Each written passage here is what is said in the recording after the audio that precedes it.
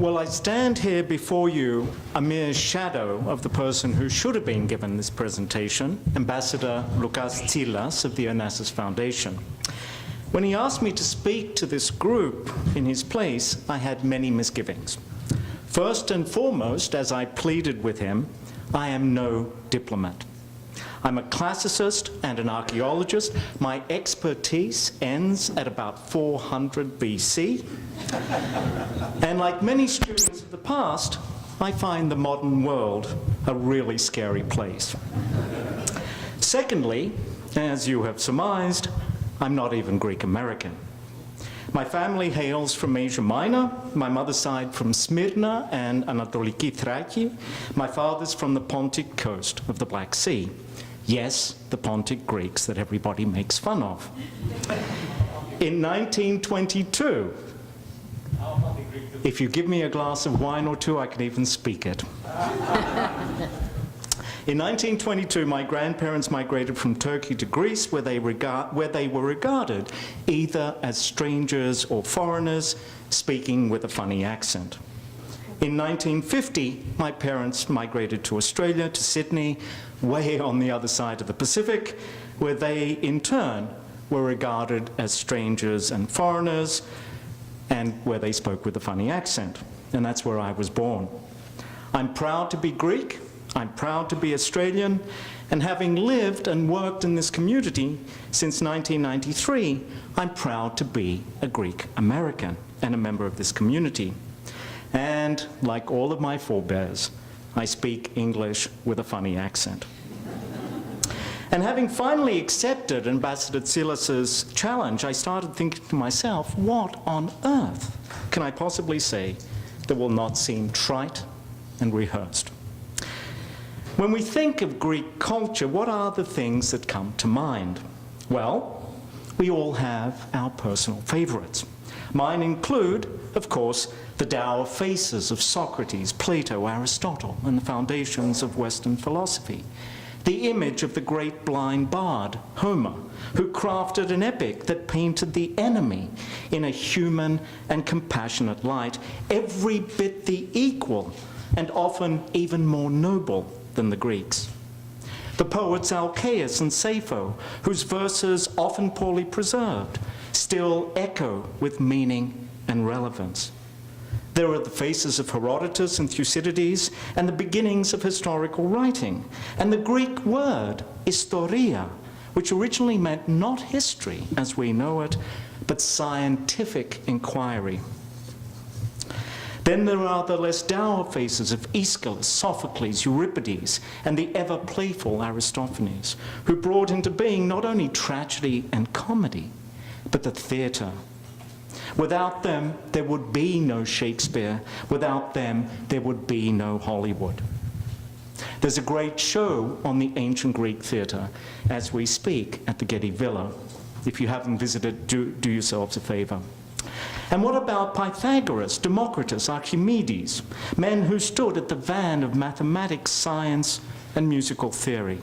And let us not forget the statesmen like Pericles, who garnered the radical democracy of 5th century BC Athens, and whose funerary oration in the Keramikos, in the height of the Peloponnesian War, was the basis for Abraham Lincoln's Gettysburg Address, delivered at the height of the American Civil War. Or Demosthenes, who defied a tyrant not with a spear or a sword, but with his words. Or Cleisthenes, who helped to define the beginnings of a political and legal code that forms the basis of our own. Or brilliant strategists like Alexander III the Great, whose heady conquest paved the way for Rome and all subsequent empires. But when Leonidas or Pericles or Cimon or Philip or Alexander or Pyrrhus decided upon war, they themselves led the charge. They did not cower in bunkers like our politicians, far away from the battlefield. Then there were architects like Ictinus and Callicrates, whose Parthenon is still the metonymic symbol of Greece, which stands for Greece, just like the Statue of Liberty stands for the United States. Artists, painters, sculptors like Phidias, Scopas, Apelles, Polykleitos, Exekias, Polygnotus, to mention only a few. Now, of course, I don't want to sound like the father in My Fat Greek Wedding. Give me a word, any word, and I'll show you that it is really Greek. The ancient Greeks did not invent everything. In fact, they probably invented only a few important things. What they were great at was adopting and adapting things that had already been there. A classic case in point is the alphabet. The Greek alphabet was adopted and adapted from the Phoenician alphabet. But the critical issue is that the alphabet was introduced in the course of the 8th century BC to the specific cultural context of Greece. What is important is what the Greeks did with it. For the first time in world history, writing no longer was limited to a scribal class serving a ruling or religious elite. Writing became a tool that could be exploited by anyone. Henceforth, a bard like Homer could reach across centuries to relate a real or imagined world of heroes. A woman like Sappho could write love poetry. A farmer like Hesiod could write of works and days. A playwright could construct figures of high tragedy or slapstick comedy. A seasoned traveler like Herodotus could recount his journeys and the customs of the peoples he chanced to cross. A failed and frustrated general like Thucydides could write a history of a war, and any male citizen could scratch on a fragment of pottery the name of whomever he wished to ostracize. But for me, Greek culture does not end with antiquity. There are the Byzantine chronicles of Yannis Malalas, Yannis Zonaras, I know, 45 Yannides, enos kokorougnosi. I say that because Father Bacchus and myself are both Yannides. And there are many rejoinders. Spiti choris Yanni, prokopide kani. Then there are the humanist poets of Byzantium like Theodore Metelchitis or Maximus Planoudis, the 12th century novels of Evstathios Makremvolitis, or Theodore Prodromou, the 12th century humor of the Timarion, or the 15th century satire known as the Mazaris. And of course, that post-Byzantine classic, the 17th century Cretan romance, the Eratocratus by Vincentius. And among my personal favorites, the 20th century poetry of Konstantinos Kavafis, Yorgos Seferis, Odysseas Ilitis. Yes, 2 Nobel laureates. The poignant and politically charged prose of Nikos Kazantzakis, the paintings of Yannis Tsarouchis, the brilliant theatrical direction of Carolus Kuhn. I was fortunate enough to see his staging of Euripides' Bacchae in Thessaloniki in 1979, or the Academy Award-winning music of Manos Hatzidakis, film directors like Michalis Kakoyannis, Kostas Gavras, and many others. And I would be remiss not to mention my all-time favorites, the haunting Rembetika of Yorgos Katsaros, Marcos Vamvakaris, Vasilis Tsitsanis, Rosa Eskenazi, and Soteria Bello. But how many of us gathered here in this room can read the Greek? I'm not going to even ask that question, of Homer or Thucydides, or that of the Gospel of St. John, or the Greek of Ilitis or Kazantzakis. How many of you have even read English translations? So I want to leave you with 3 points. Education, education, education. As a community, we Greek Americans have traditionally been very good at promoting political causes in support of Greece and Cyprus, and we've generously given to the Greek Orthodox Church. And this is all very good.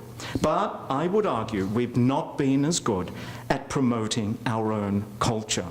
Though there have been noteworthy philanthropists who have supported Greek cultural and educational causes, several of them in this room, and the energy and the vision of the Greek American community in San Diego never ceases to amaze me.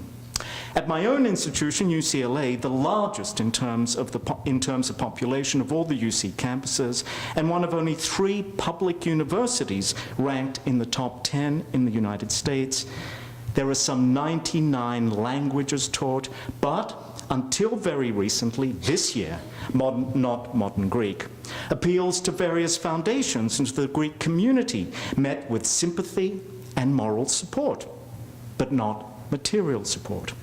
When I served as chair of the Department of Classics at UCLA, I saw with my own eyes 400 students enrolled in Classics 10, Discovering the Ancient Greeks. Over 220 in an introduction to Greek archaeology that I teach, 80 students in classical Greek vase painting, over 60 in Minoan art and archaeology, some 30+ students taking New Testament Greek whenever it is offered, and annually at least 30 students taking Ancient Greek 1. That does not include 50+ students that study every year Byzantine art, or several hundred that study Byzantine history. There are more Philhellenes among the Amerikanaki than there are among Greek Americans. Now, if you're talking about grassroots, do the math. That's over 1,000 students a year, American students, who have their eyes open to Greek culture. Now, I'm happy to report that thanks to the great services of Consul General Elisabeth Fotiado and her predecessors, and the wonderful work of Mrs. Evangelia Kotsou of the Greek Ministry of Education Office in San Francisco, we now have modern Greek as the 100th language. Initially supported by a cash-strapped Greek government, but in time to be supported by UCLA and hopefully the Greek American community. I'm saddened to report that only weeks after putting this in place, Mrs. Kotsou's office in San Francisco was closed. Take a drive on the west side. From here, go along Sunset Boulevard, turn right at Sepulveda, go north about 4 miles, and you will find the Skirball Cultural Center, which defines itself as a Jewish institution in an American context. It's a place where young and old can meet, a museum, an exhibition space, an educational institution, an auditorium where all sorts of cultural events are held, not least the Plays the Thing, which records, with great actors, theatre for National Public Radio. A gathering place not only for people of Jewish descent, but for all Americans. There is no one political guiding agenda. Yes, there are Republican Jews just as there are Democratic Jews, just as there are Republican and Democratic Greeks. It is, moreover, a secular place, a place where there is a separation of church and state, where the religious can congregate with those less religiously inclined. Yes, yes, I can hear Father Bacchus bristling. It is a place that celebrates Jewish heritage and identity in an American context. I only wished we had such a place.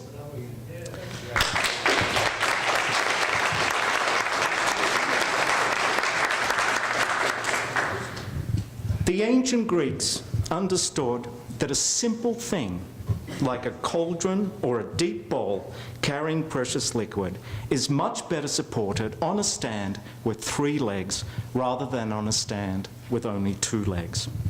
I prefer to see our culture, our church, and our political causes as the equal legs of such a tripod.